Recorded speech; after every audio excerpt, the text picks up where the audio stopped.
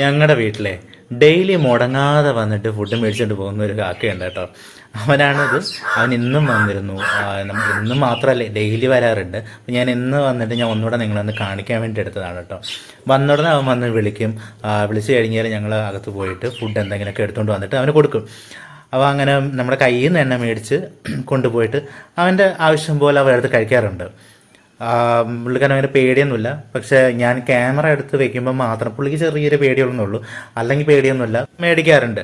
അപ്പോൾ ഇപ്പം കൊടുത്തത് കഴിച്ചിട്ട് വയറ് നിറങ്ങില്ല എന്നുണ്ടെങ്കിൽ പുള്ളിക്കാരൻ കുറച്ച് കഴിഞ്ഞിട്ട് വീണ്ടും വരും.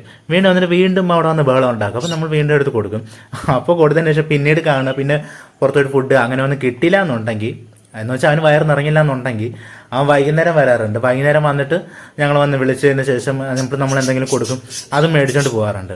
അപ്പോൾ ഡെയിലി മുടങ്ങാതെ ഈ വരുന്ന നമ്മുടെ കാക്കച്ചനാണിത്. അപ്പോൾ എല്ലാവർക്കും ഇഷ്ടമായെന്നുണ്ടെങ്കിൽ ലൈക്ക് ചെയ്യാം.